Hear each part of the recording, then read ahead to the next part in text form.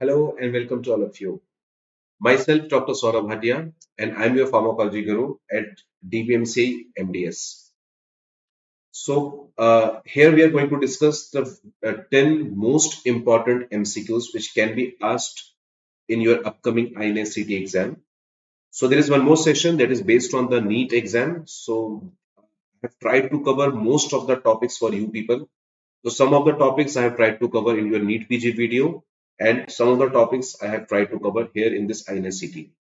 So my suggestion is, like, if you're going for any of your exam, whether you're going for INSCT or you're going for the NEET PG, I suggest you to watch both the videos before going for the exam. So let's start with the question number one. So a few people must be knowing also that the most important topic, the most commonly asked topic in your INSCT exam is antimicrobial.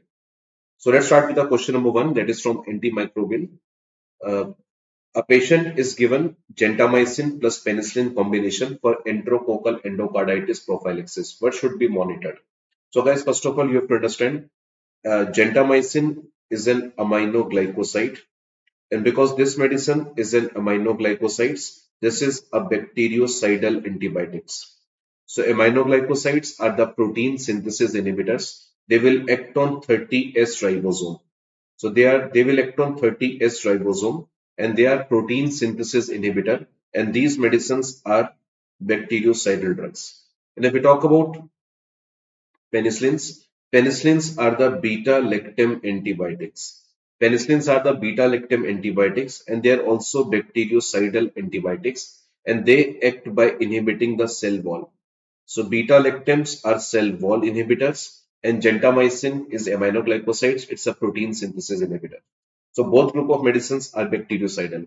And guys, please remember, whenever we combine bactericidal with bactericidal antibiotic, like there are two options, like we can combine cidal static antibiotics. So whenever we combine bactericidal with bactericidal or bacteriostatic with bacteriostatic antibiotic, overall efficacy of the treatment is improved.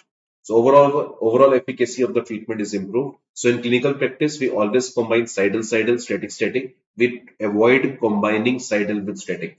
So static and cidal, they are avoided to be combined, but we always try to combine cidal and static.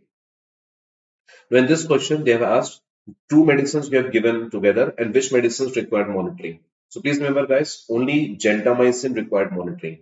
So aminoglycoside is an antibiotics. These medicines, when given to a patient, one of the important side effect of the medicine is nephrotoxicity. And when these medicines are given for a long time, or if the patient kidney functions are declined, so these medicines require monitoring. So monitoring is required when these medicines are given for the long time, or these medicines are given in a patient where the kidney functions are already declined. So the question is asked to you, which medicines require therapeutic monitoring? So which medicines require therapeutic drug monitoring? So the answer is the medicines are like anti-epileptic drugs. So anti-epileptic medicines like phenytoin, carbamazepine, phenobarbital. So phenytoin, carbamazepine, phenobarbital. Apart from that, we have some drugs like lithium, digoxin. So lithium, digoxin, as well as theophylline. So these are the six total medicines which always given with therapeutic drug monitoring. But there are some other drugs also which require monitoring in special circumstances like aminoglycosides. So aminoglycosides required monitoring if the kidney functions are declined or if they're given for a long time. The same thing applies to methotrexate. If the kidney functions are declined, they require methotrexate monitoring. Cyclosporin also required monitoring in such scenarios, right? So aminoglycosides, methotrexate, cyclosporin require monitoring only in special conditions. They don't require monitoring always whenever given to a patients. Now here we can discuss about the aminoglycoside spectrum of action. So if we talk about aminoglycoside spectrum of action, now these medicines are the narrow spectrum antibiotics. These are the narrow spectrum antibiotics. They are only given for gram negative bacteria. They are only given to gram negative bacteria which are aerobic. So they are only given to gram negative aerobic bacteria. They cannot be given for anaerobic bacteria because they require oxygen for their entry in the bacteria. If there is no oxygen in anaerobic bacteria, they are not useful for the treatment of anaerobic organisms. So aminoglycosides are the narrow spectrum drug. They're given for gram negative aerobic bacteria only. Now, these medicines are also known as injectable antibiotics because they cannot be given by oral route. So, these medicines cannot be given by oral route. They are known as injectable antibiotics. Now, being an injectable antibiotics, one of the very important indication of aminoglycoside is tuberculosis. So, they can be given for the treatment of tuberculosis. There are three medicines belong to this class which are given for tuberculosis. One is known as amikacin. One is known as amikacin. So, A stands for amikacin. S stands for streptomycin. So streptomycin is given for TB, amikacin is given for TB, and one more drug is kanamycin. So amikacin, streptomycin, kanamycin, these three medicines are given for the treatment of tuberculosis. They are the injectable antibiotics that we can use. Now, apart from that, guys, please remember one very important indication of this medicine is they are also given for the treatment of Pseudomonas. Now, for the treatment of Pseudomonas, three medicines are useful. One is known as tobramycin. So T stands for tobramycin, A stands for amikacin. So tobramycin, amikacin, as well as gentamicin, these medicines are useful. Apart from that, they are the drug of choice for the treatment of plague. So these medicines are drug of choice for the treatment of plague, and these medicines are also given for the treatment of a condition. We call it tularemia.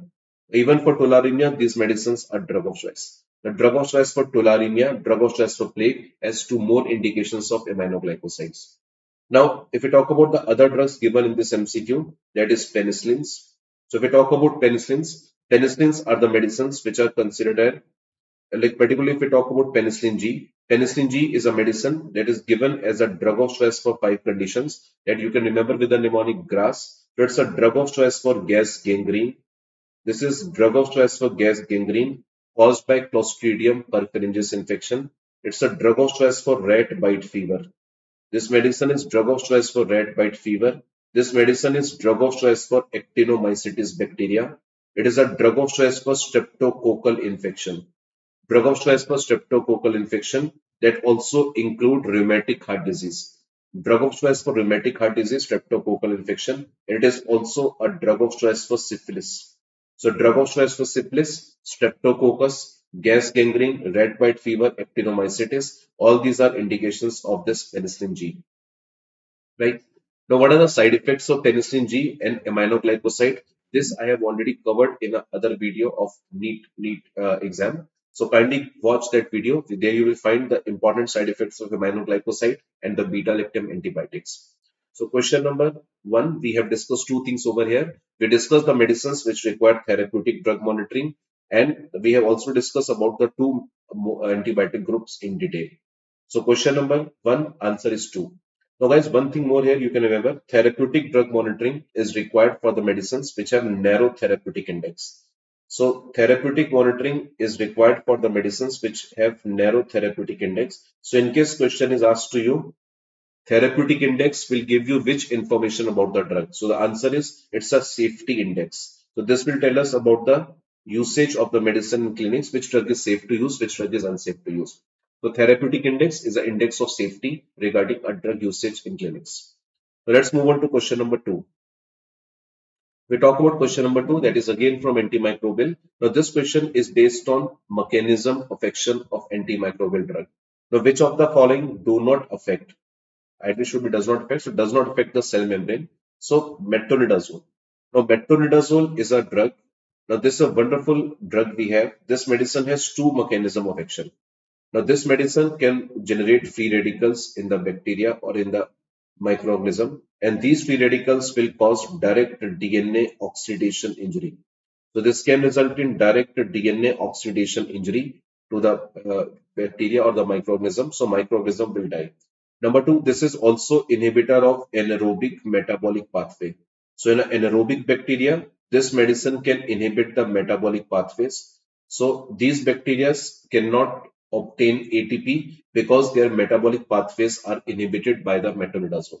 So this medicine is not a cell membrane inhibitor. Other medicines are cell membrane inhibitors over here.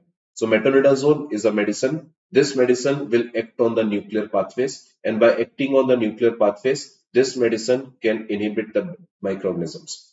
Now this drug has two properties. This medicine has antibiotic property, and being an antibiotic, this is used as a bactericidal antibiotic. and this medicine also has anti-protozoal property. So metronidazole has anti-protozoal property as well as this medicine has bactericidal property. Now, being an anti-protozoal drug, guys, please remember this is a drug of choice for amoebiasis. So this medicine is drug of choice for amoebiasis. This is a drug of choice for giardiasis. This medicine is also drug of choice for trichomonas. So this is the drug of choice for Trichomonas vaginalis. So Trichomonas vaginalis, which is also known as strawberry cervix, also known as strawberry cervix. So drug of choice for strawberry cervix, Trichomonas vaginalis. Metronidazole is a drug of choice. So it's a drug of choice for amoebiasis, giardiasis, Trichomonas vaginalis. Now, being a bactericidal drug, this medicine can be given to kill gram-negative bacteria as well as anaerobic bacteria. So this medicine can inhibit both type of bacteria, gram-negative as well as anaerobic bacteria. Now, where this medicine is used, now please remember this is a drug of choice for some anaerobic bacteria, like it's a drug of choice for bacteroids. It's a drug of choice for fusobacterium. It's a drug of choice for bacteroids. It's a drug of choice for fusobacterium. Now both are anaerobic bacteria. Now this is drug of choice for Clostridium. This medicine is drug of choice for Clostridium tetani. Now it's a second drug of choice for Clostridium perfringens. So in previous question, we people have covered drug of choice for gas gangrene or perfringens is penicillin. Second drug of choice metronidazole, and this medicine is drug of choice for Clostridium difficile bacteria. Now Clostridium difficile will cause one infection. We call it pseudomembranous colitis. Now the detailed treatment of pseudomembranous colitis we people have covered in the next video. That is the NEET exam video. So bacteroids, Fusobacterium, Clostridium tetani, drug of choice. Clostridium perfringens, second drug of choice. Clostridium difficile, it's a third drug of choice. Now, apart from that, this medicine is also considered as drug of choice for trench mouth. So this medicine, being as a dentist, you should be knowing it's a most preferred antibiotic for trench mouth. And also this medicine is given as an empirical drug.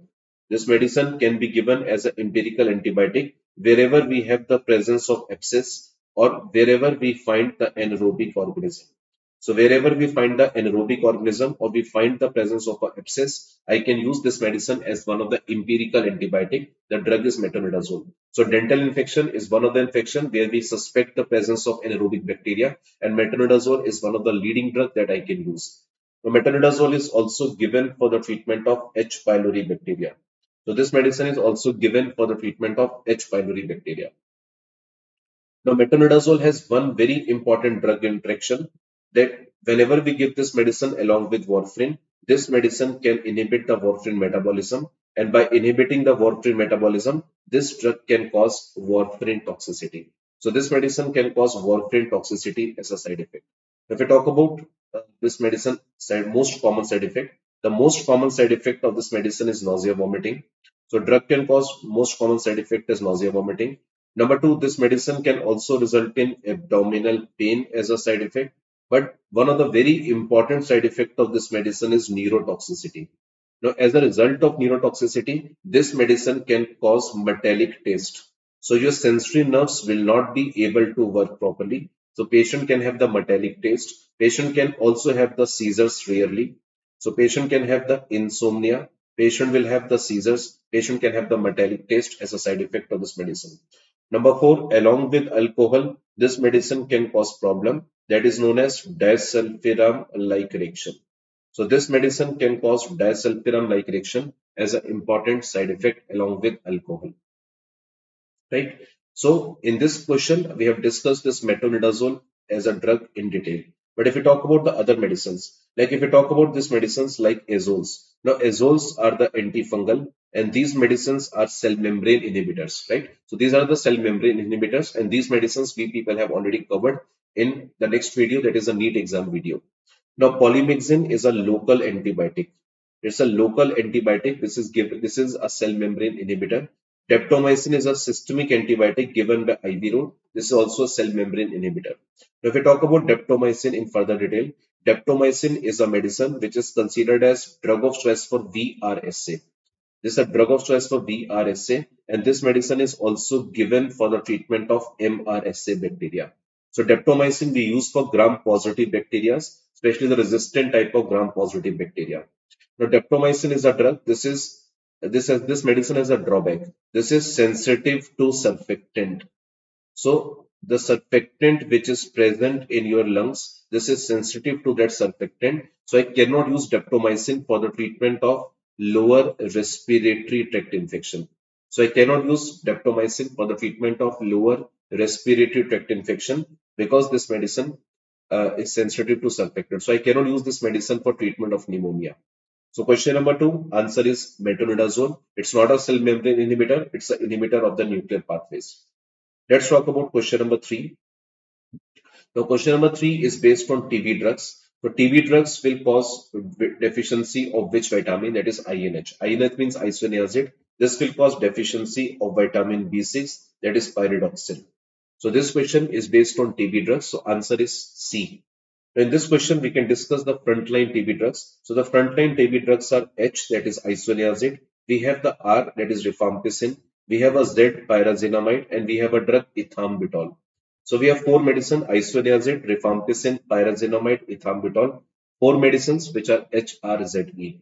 Now, if we talk about the medicine's mechanism of action, now please remember, out of these four, three medicines are cell wall inhibitors. Three medicines are cell wall inhibitor, like pyrazinamide is cell wall inhibitor, ethambutol is cell wall inhibitor, but rifampicin is the only drug which is RNA polymerase inhibitor. So this is the only medicine which is RNA polymerase inhibitor. The rest of the medicines are cell wall inhibitor. Now, second point, if we talk about the bactericidal and bacteriostatic status, now all the medicines are bactericidal because we always want to kill the TB bacteria. So all these medicines are bactericidal, but ethambutol is the only drug.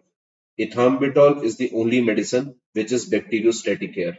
So ethambutol is bacteriostatic, rest of the medicines are bactericidal here. If we talk about how these medicines are eliminated from the body, so this medicine is metabolized by liver. This is also metabolized by liver, but this drug is partially metabolized by liver, partially by kidney.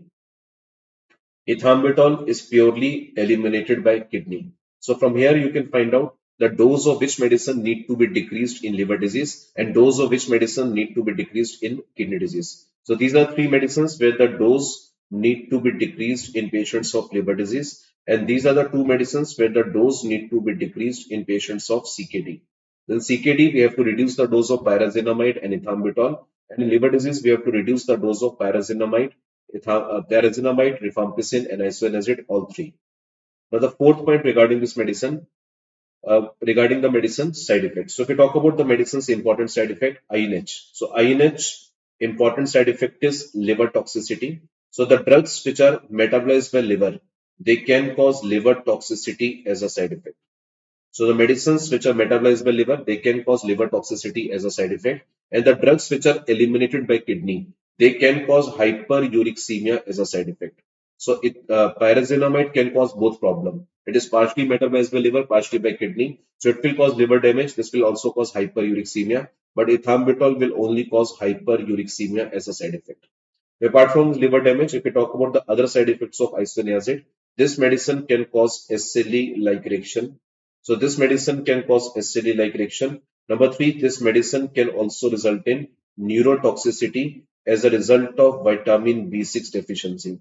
So as a result of vitamin B6 deficiency, this medicine can cause neurotoxicity as a side effect. Now, being as a neurotoxic drug, this medicine can cause peripheral neuropathy. So medicine can cause pain in the periphery.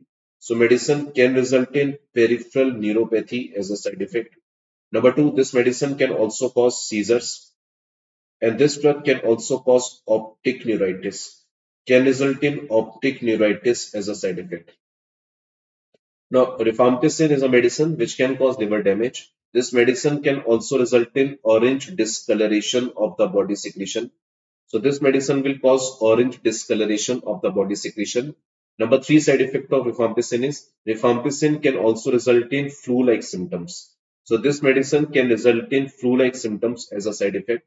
And number four, the very important side effect is this medicine can cause hypersensitivity reaction. This medicine can cause hypersensitivity reaction as a side effect. As a result of hypersensitivity, this medicine can suppress the bone marrow and can result in thrombocytopenia or neutropenia as a side effect. Pyrazinamide, only two side effects are important: liver dysfunction and hyperuricemia. Ethambutol can cause hyperuricemia, plus this medicine can also result in neurotoxicity. Now, as a result of neurotoxicity, this medicine can cause optic neuritis. Now, as a result of optic neuritis, this medicine can cause red-green color blindness. So, this medicine can result in red-green color blindness. So, this can result in red-green color blindness as a side effect. So, red-green color blindness can occur as a side effect of the ethambutol. Now, apart from that, guys, please remember, if you talk about the indication, isoniazid is a drug. Isoniazid is a medicine. This can be given for tuberculosis treatment, and this medicine is also given for tuberculosis prophylaxis. So we talk about the indication. This is given for TB treatment and prophylaxis. Now this medicine is given for TB treatment.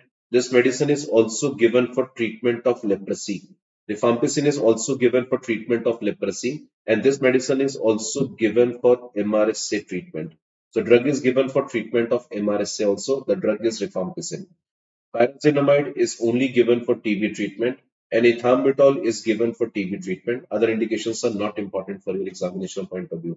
So here in this MCQ, we have discussed about the TB drugs in detail. So pyridoxine is the answer of this question. This topic is very important for your exam because they can ask you the TB drugs in detail.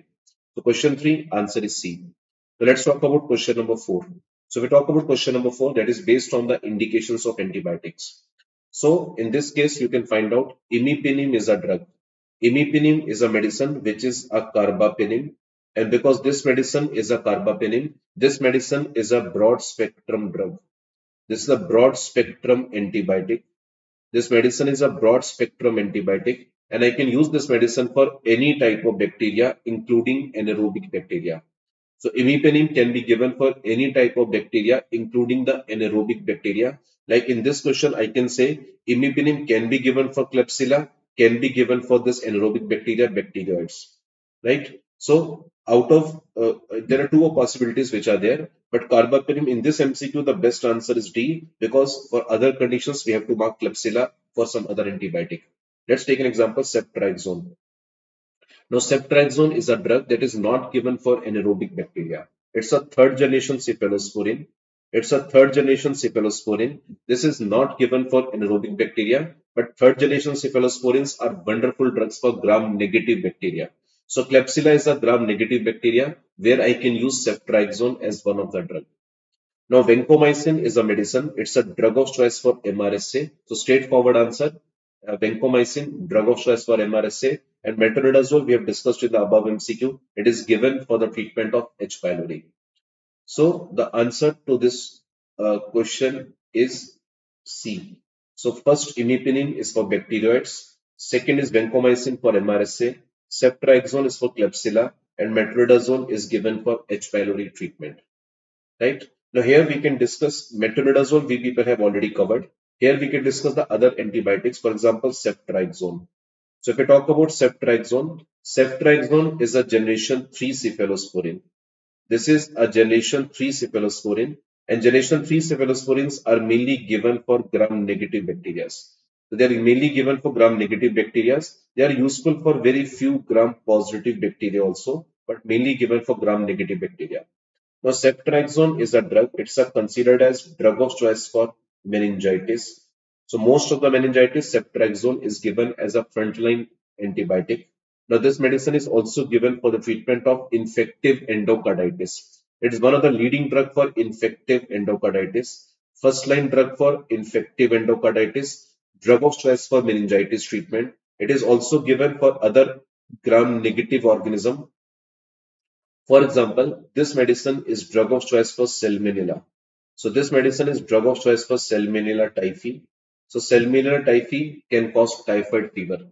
Salmonella typhi cause typhoid fever.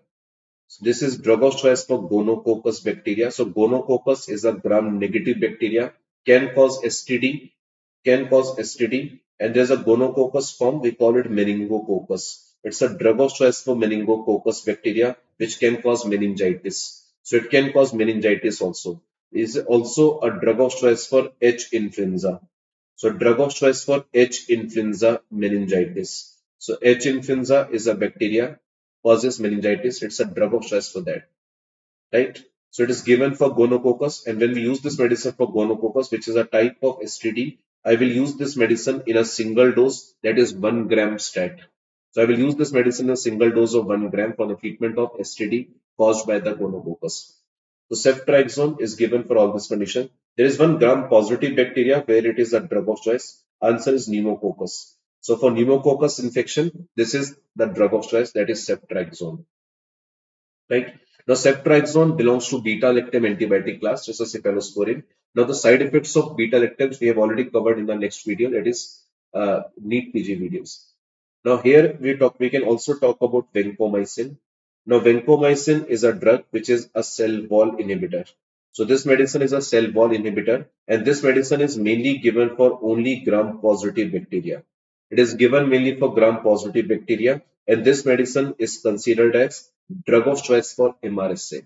So vancomycin is drug of choice for MRSA, and this medicine is second drug of choice for pseudomembranous colitis. This medicine is second drug of choice for pseudomembranous colitis. Drug name is vancomycin. Now vancomycin is always given by IV route. So this medicine is always given by IV route, but for pseudomembranous colitis, this can be given by oral route. For pseudomembranous colitis, this medicine can be given by oral route.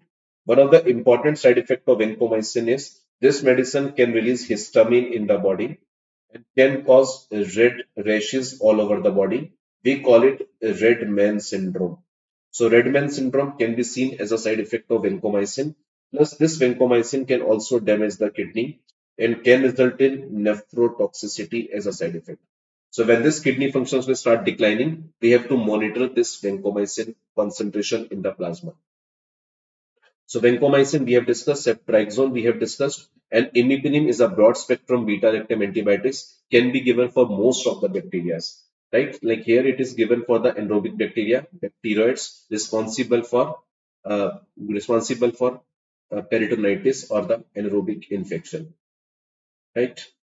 Now here we can also discuss one more point. There are some bacteria which can produce resistant type of beta-lactamase enzyme.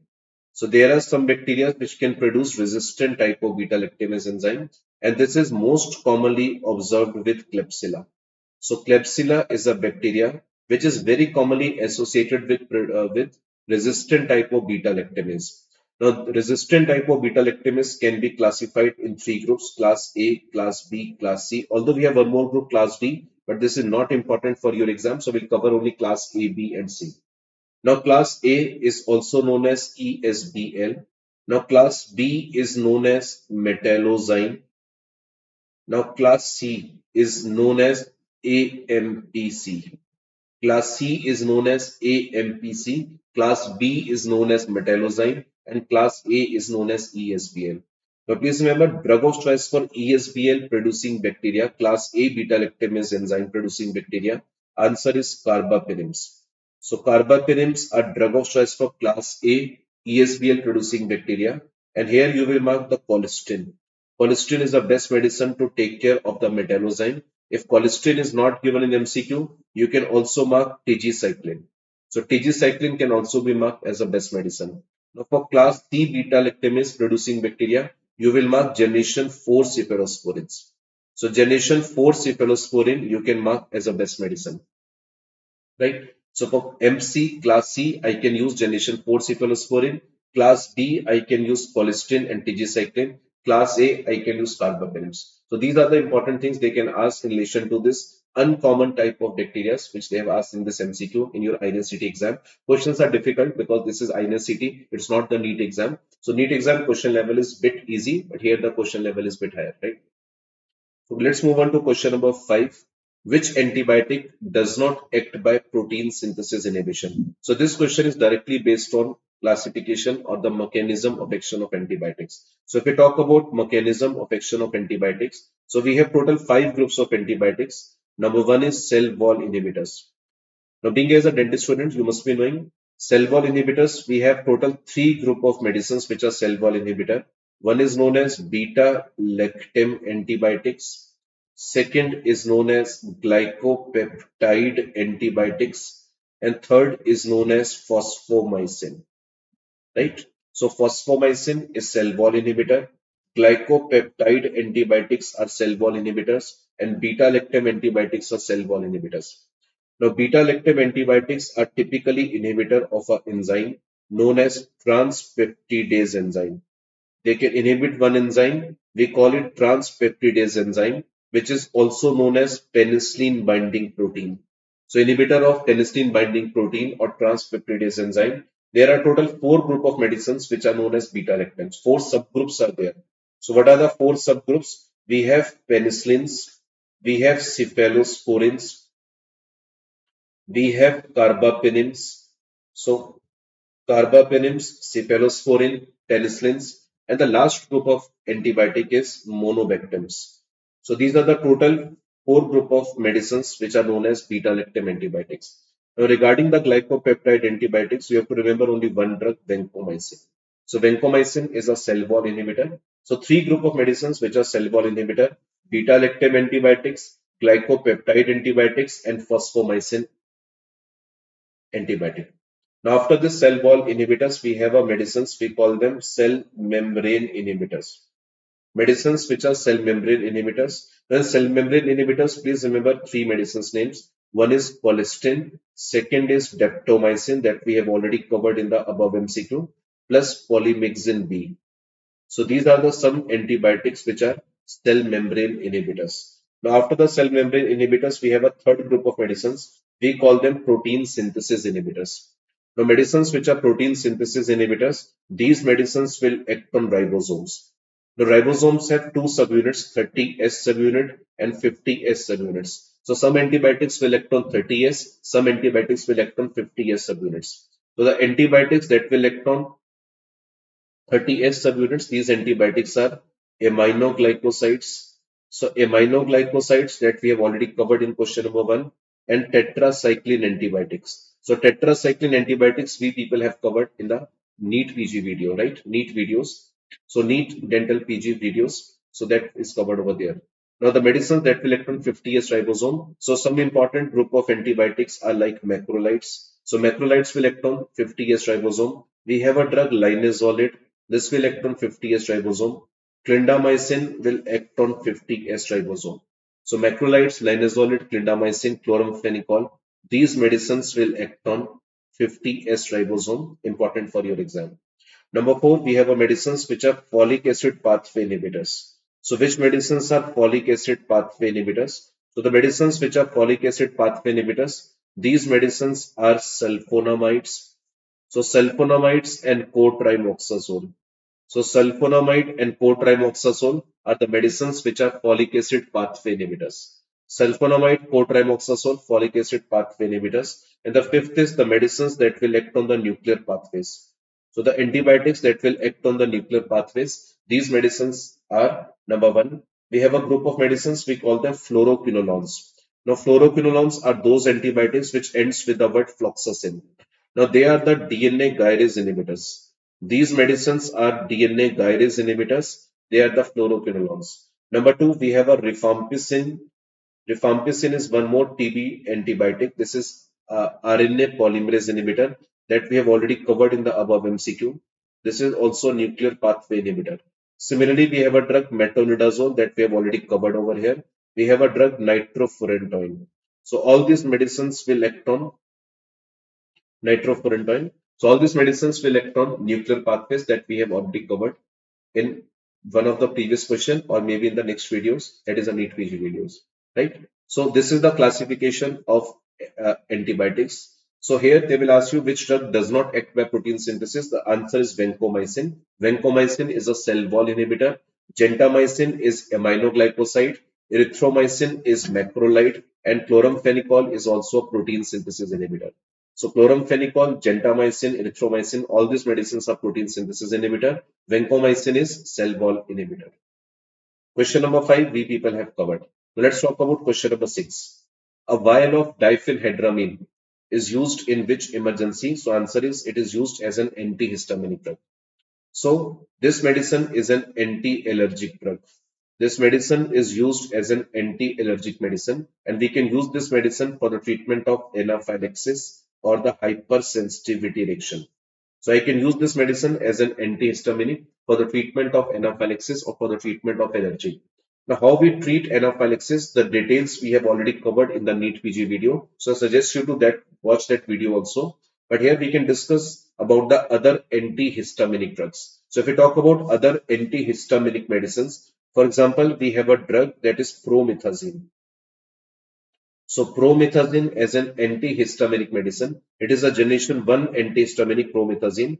Now this antihistaminic drug also has the anticholinergic property.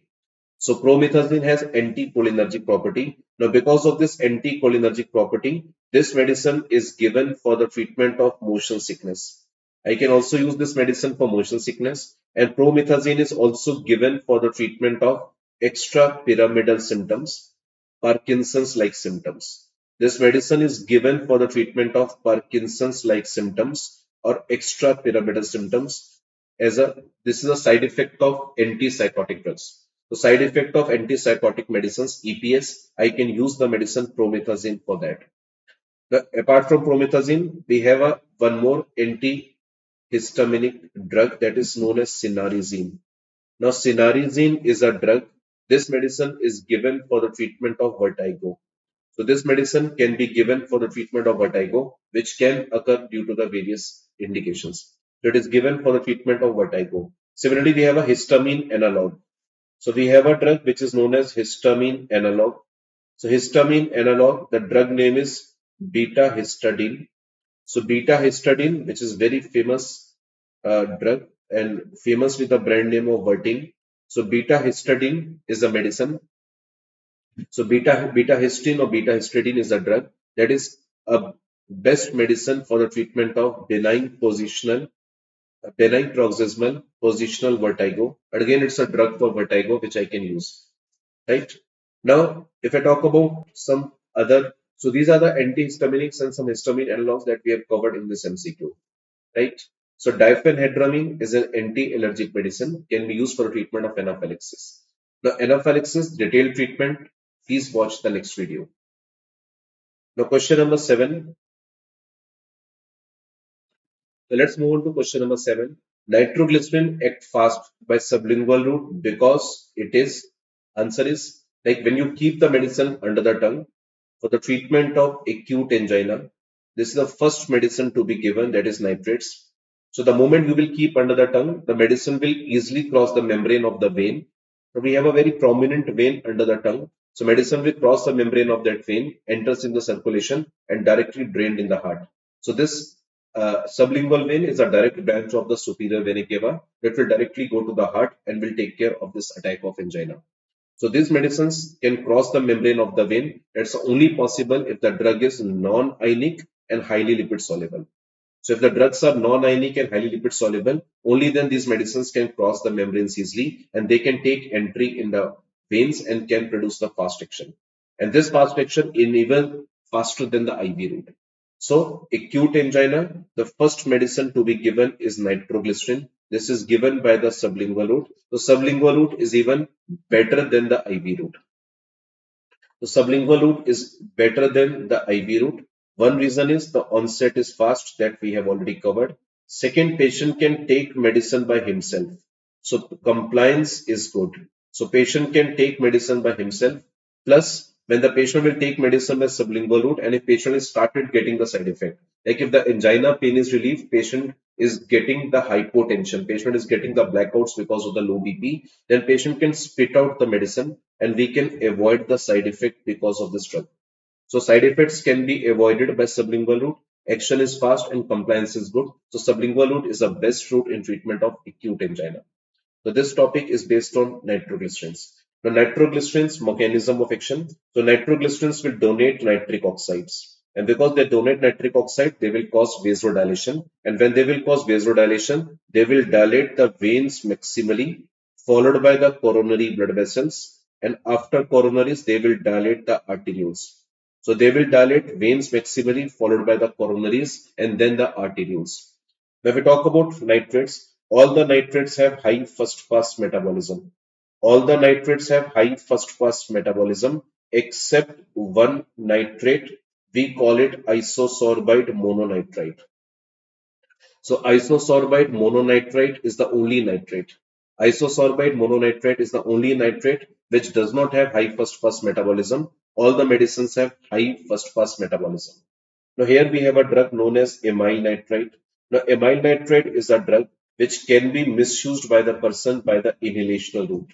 So people can take this medicine by inhalational route and this can cause erection. This can cause erection and people misuse this medicine for sexual pleasure. So this is the misuse of the medicine. People can misuse the medicine for sexual pleasure. Drug name is amyl nitrite.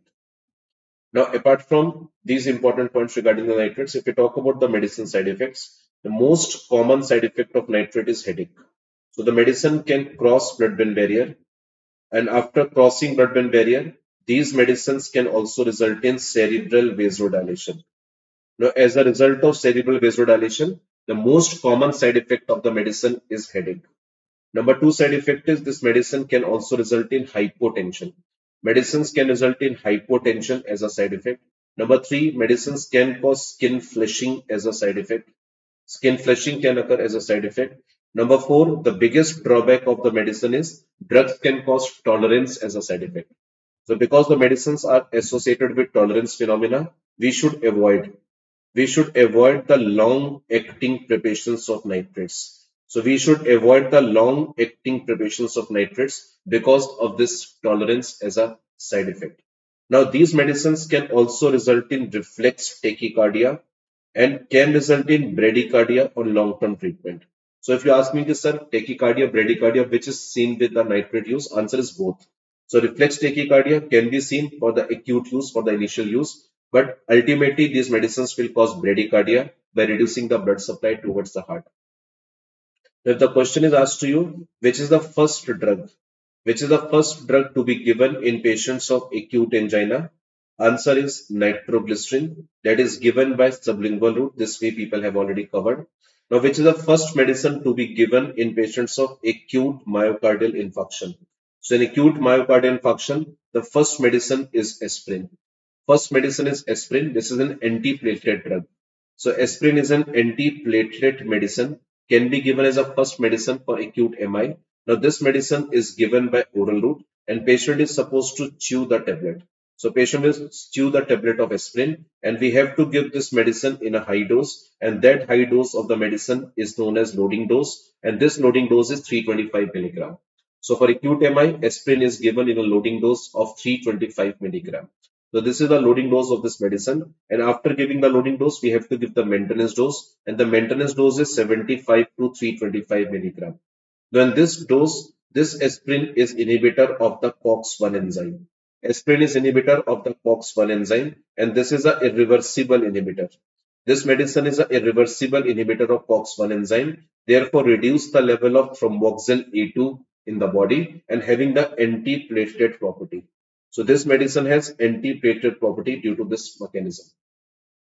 If the question is asked to you, patient has acute heart failure. Patient has acute congestive heart failure with pulmonary edema. Which is the first drug to be given? So the answer is furosemide. So furosemide is a name of a diuretic. It's the first diuretic, first drug to be given in patients of acute CHF with pulmonary edema, and it is given by IV route. And how the furosemide will act in the body? This furosemide is a diuretic, but apart from diuretic, this medicine is also a venodilator. So furosemide is also a venodilator that can reduce the blood flow towards the heart and can reduce the congestion in the heart. So furosemide can be given as a first drug for the patients of acute heart failure. So question number 7, answer is B Bombay. Nitrates are non-ionic, highly lipid soluble medicines. That's why they will cross the membrane easily, can enter in CNS, can enter in sublingual vein, enters in the heart. So question number 8, patient has come to you with cholinergic poisoning after taking some mushroom. So mushroom, we have derived a receptor from mushroom. We call it muscarinic receptor, right? Now for the treatment of this muscarinic poisoning or the mushroom poisoning, colorful mushroom poisoning, we give some anti-muscarinic drugs, anticholinergic drugs, right? Now, what are the characteristics of this muscarinic antagonist? We have asked. So the answer here is mydriasis. or pupillary dilation. So guys, please remember, if we talk about the cholinergic and the anticholinergic actions. So what are the cholinergic actions? What are the anticholinergic actions? For this, you people have to just remember one mnemonic. The mnemonic is dumbbells. So if you know the full form of dumbbells, you can easily find out the cholinergic and the anticholinergic action. So please remember, cholinergic actions will promote the dumbbells and anticholinergics will do opposite of everything that is dumbbells. So here the dumbbells means D stands for diarrhea. So one of the cholinergic action is diarrhea. Number two, second is your dilatation of the blood vessels. So dilatation of blood vessels. So the BP will fall. So D stands for diarrhea. D stands for dilatation of the blood vessels. So the BP will fall. And why this BP will fall? Because one of the cholinergic action is nitric oxide release. So cholinergic system can release the nitric oxide. This nitric oxide will increase the level of cyclic GMP in the body and can cause dilatation of the blood vessel. Now U stands for urination. U stands for urination. M stands for meiosis with accommodation. So meiosis is a scene with cholinergic action and anticholinergic which will do opposite of this, that is mydriasis. So in this question the answer is mydriasis. Now here the B stands for bradycardia and B also stands for bronchospasm. So cholinergic action is bradycardia, anticholinergic is tachycardia. Cholinergic is bronchospasm, anticholinergic is bronchodilation. So in this way. So in this mnemonic of dumbbells, E stands for erection, right? And anticholinergic, there is no erection. Next is L stands for lacrimation. So L stands for lacrimation, S stands for salivation, S also stands for sweating. So all the glandular secretions will increase. So cholinergic system, all glandular secretions are increased. Anticholinergics will cause dry mouth, dry eyes, and reduced sweating. So dumbbells, full form, we people have covered. So D stands for diarrhea, dilatation of the blood vessel, urination, meiosis, bradycardia, bronchospasm, erection, lacrimation, salivation, sweating. Anticholinergics will do opposite. They will cause constipation. They will cause no dilatation of the blood vessel. They will cause retention of urine, mydriasis. They will cause bronchos dilation, tachycardia, no erection, and all glandular secretions are reduced. So question number 8, answer is A, pupillary dilatation. Now here we can discuss some drugs also. So here we can discuss some poisonings which can be asked in relation to autonomic nervous system. So this question is based on autonomic nervous system, and in autonomic nervous system they can ask you what is the best treatment for organophosphorus poisoning. So organophosphate poisoning is a type of cholinergic poisoning. This is a type of cholinergic poisoning. So here we have to give an anticholinergic drug atropine. So atropine is an antidote, and this atropine is always given along with the drug oximes. So atropine is the antidote which is always given with oxime for the treatment of OP poisoning. The second type of poisoning which they can ask over here is your uh, datura poisoning. So second is datura poisoning. Now datura poisoning is also known as belladonna poisoning. This is also known as belladonna poisoning, and it's a type of anticholinergic poisoning. This is a type of anticholinergic poisoning, also known as atropine poisoning, anticholinergic poisoning. So here we have to give a cholinergic drug. Now, which medicine is a cholinergic drug antidote of choice? The answer you will mark is physostigmine. So physostigmine is the answer you will mark over here. Third thing they will ask you, patient is bitten by cobra. So whenever the patient is bitten by a cobra, it's a neurotoxic snake. So cobra is a neurotoxic snake. So it's a neurotoxic snake. Patient is bitten by a neurotoxic snake. How will you manage this patient? The first thing to do is anti-snake venom. So we have to give the anti-snake venom, but along with anti-snake venom, we will give neostigmine. But along with neostigmine, we will also give low dose of atropine. So this is how we manage a case of cobra bite, anti-snake venom, neostigmine, and low dose of atropine. The fourth thing they will ask you the scorpion bite. So whenever the patient is bitten by a scorpion, So for patient who is bitten by a scorpio, first of all, you have to give the antivenom. And if antivenom is not able to control the symptoms, you have to give the medicine like prazosin.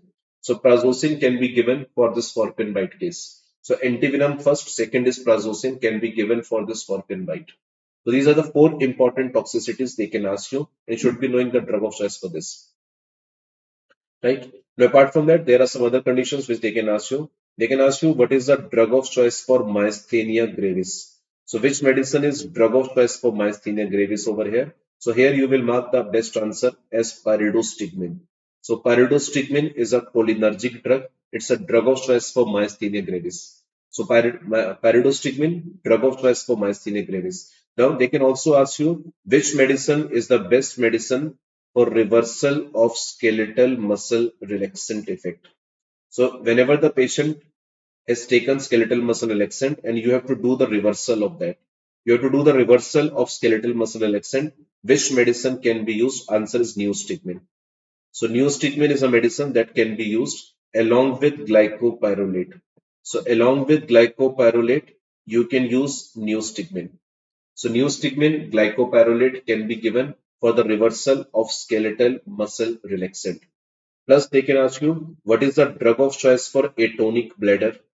What is the drug of choice for retention of urine? So here you have to mark the answer as bethanechol. So bethanechol can be marked as a best answer. And the fourth thing they can ask you, what is the drug of choice for Alzheimer's disease? So drug of choice for Alzheimer's disease, you have to mark as donepezil. So donepezil starts with D, and in dementia we have the D, that is Alzheimer's disease has dementia, which starts with letter D. So for dementia, we give D, donepezil. Now, apart from this information, guys, they can ask you one more drug that can act on this cholinergic system. The drug name is botulinum toxin. So in botulinum toxin, that is a Botox, they can ask you each and everything. So please be careful how the botulinum toxin will act in the body. So the mechanism of action of botulinum toxin they can ask you. So botulinum toxin is a drug. This medicine can inhibit the release of acetylcholine. This medicine can inhibit the release of acetylcholine from the presynaptic nerve ending. This can inhibit the release of acetylcholine from the presynaptic nerve ending. And how this medicine inhibits the acetylcholine release? By blocking a calcium channel. So there is a calcium channel present on the presynaptic nerve ending, and by blocking the calcium channel, this botulinum toxin can inhibit the release of acetylcholine and can be given for various purposes, like it is given for the treatment of wrinkles. The drug is botulinum toxin. So question number 8. Question is based on anticholinergic effect. So we have discussed first of all what are the various actions caused by cholinergic and anticholinergic drugs. And then we discussed treatment of some important poisoning. And then we discussed some important drugs over here. Right? Now, glycopyrrolate is a drug which starts with letter G and L. This medicine can block the glands in your body and can be given for the excessive secretion or to reduce the secretions in the patient body. Let's move on to question number 9. What is the difference between ceftriaxone and cefazolin? So ceftriaxone we have already covered above. Have you noticed they keep on asking the same question on generation 3 cephalosporin again and again? Cefazolin is generation 1. Cefazolin is generation 1 and generation 3 is ceftriaxone. Right? So please remember generation 3 medicines are more active towards gram negative, very less action against gram positive, and generation 1 is mainly against gram positive. So if you look at the spectrum of this cephalosporins, so we have generation 1, 2, 3 and 5. So 5 types of cephalosporins are there, 1, 2, 3, 4 and 5. 5 generations are there. So please remember generation 1 medicine. Have you noticed? Generation 1 medicines are mainly given for gram positive bacteria. They have almost negligible activity against gram negative. So when we go from generation 1 to generation 3, the activity towards gram negative will increase, but activity towards gram positive will decline. So generation 3 medicines are very less active against gram positive, but they are mainly useful for gram negative bacteria, right? Now, second generation is in between of two. They are not completely useful for gram positive or gram negative. That's why these medicines' utility has been declined. But in generation 2, you people have to remember one very important point. They are useful for anaerobic bacteria. So whenever you have the abdominal infection, these medicines are very important for your utility. Like one drug is cefuroxime. This is very commonly used in generation 2 against anaerobic bacteria. Now, generation 4 medicines are the broad spectrum drugs. Generation 4 medicines are the broad spectrum medicines, and they can be given for the treatment of Pseudomonas bacteria also. So they are the broad spectrum medicine. They can be given for most of the gram positive, most of the gram negative, given for all type of gram positive and negative. They're given for Pseudomonas bacteria, broad spectrum medicines. That is generation 4. The generation 5 are also broad spectrum, but we people have discovered these medicines only to fight against a problematic bacteria, that is MRSA. So generation 5 medicines, if you look at the medicines names, all the medicines are having the word role in their name. So ceftriaxone, ceftaroline, these medicines have the word role in their name. So they are mainly given for MRSA, plus they are also broad spectrum. As if you notice, generation 4 cephalosporin, they all have pi word in their name. So it's easy to remember. The medicines which are having the pi are generation 4. Medicines which are having the word role are generation 5. So this question is purely based on cephalosporin. So cefazolin generation 1, ceftriaxone generation 3, right? So here the answer is B, right? So if you look at the option C, ceftriaxone is active against anaerobic bacteria. This is false. This is generation 3. Generation 2 medicines are given for anaerobic bacteria. Statement A is also false because ceftriaxone is more active against gram negative than gram positive. Right?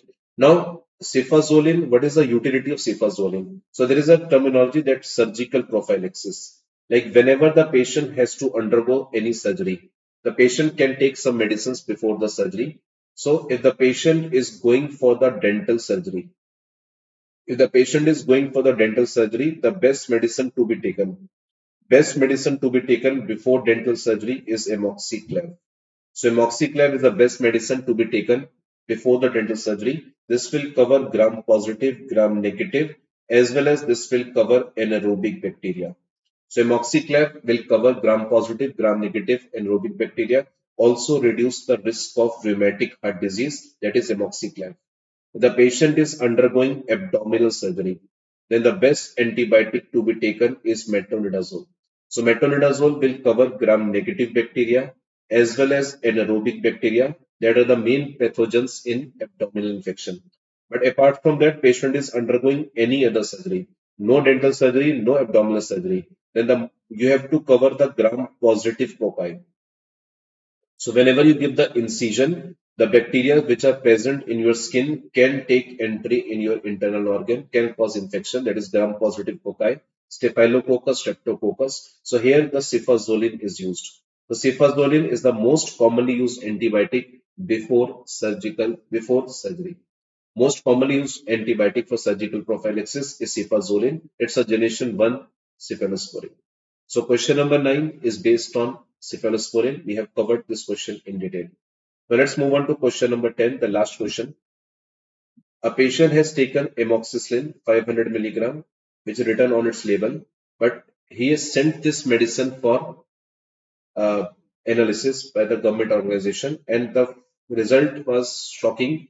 The medicine contains only 200 milligram of amoxicillin. What is this? So this comes under spurious. So these are the unethical activities which are described under your law of India. We call it Drug and Cosmetic Act. So Drug and Cosmetic Act 1940, this describes three types of illegal activities. So what are the three types of illegal activities? The medicines can be labeled as misbranded drugs. Medicines can be labeled as adulterated drugs. So medicines can be labeled as adulterated drugs, misbranded medicines, or medicines can be labeled as spurious drugs. So what is the definition as per the law?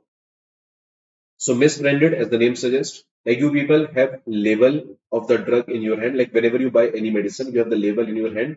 So any prerequisite if missing on the label, like you know that whenever you read the label of any medicine, there is a set of information given on that label.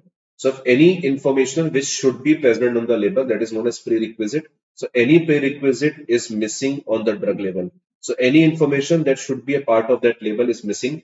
That that is known as misbranded drug. Like the drug strength is not written, drug name is not properly written, company name is missing, company address is missing, expiry date is missing. So all these things are missing. This is misbranded drug. Or if anything extra is written, anything extra is written, right? So anything extra is mentioned on the drug label, that is also misbranded. Like, like there should not be any tagline, there should not be any image which can give a false impression in the patient mind that the drug is superior to the other medicines. Like for example, you cannot put a image of any film star on the drug label. Like in a weight reducing drug, you cannot write like this way, if this medicine can lead to weight loss in 15 days. So these type of taglines, images, all these things are misbranded. So anything which is required is missing, or anything which is not required is there on the drug label is misbranded. So what is adulterated drug? If a drug contains something that is hazardous. So drug contains something that is directly hazardous to the patient health. So drug contains something that is directly hazardous to the patient health is adulterated drug. For example, you open the cough syrup and you find a honeybee in that. So this is adulterated. You open the drug label, you find stapler pin in that. This is adulterated. This is adulteration. Now, what is spurious drug? If we talk about spurious drugs has multiple definitions. Number one, so if the medicine name, if a drug name resemble or same, if the drug name resemble or same as other popular drug in the market. So if the medicine name is same or resemble the other famous drug in the market is known as spurious drug.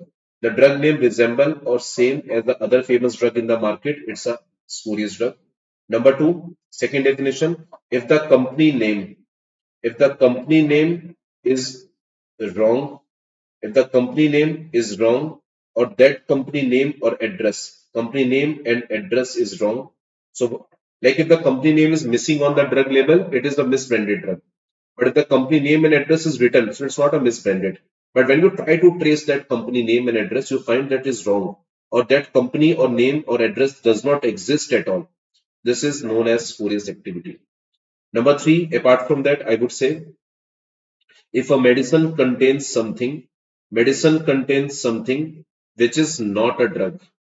So medicine contains something which is not a drug. So there is a possibility that is not hazardous to your health directly, but it is there in the drug that is not required. So medicine contains something which is not a drug and can be used as a substitution of a drug. So can be used as a substitution of the drug just to save money. So can be used as a substitution of the drug. This is also spurious activity. So these are three different definitions of the malpractice which can be done by a pharmaceutical company. Medicines can be misbranded, adulterated, or spurious drugs. So we've discussed the different definitions of these three types of varieties which are defined in your drug and cosmetic act. Now, guys, please remember if the patient will die or get permanent disability, patient will die or get permanent disability because of this kind of malpractice, then there's a provision for the punishment also. So patient will get minimum punishment for 10 years. So patient will have the minimum 10 years of imprisonment. So minimum 10 years of imprisonment plus minimum 10 lakhs INR penalty is there. So minimum 10 lakhs INR penalty is there. This is minimum, like this can extend up to lifelong imprisonment, and this money can be anything.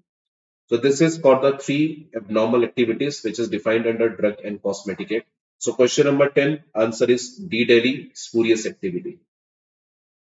That is all about these medicines and all about this question 10.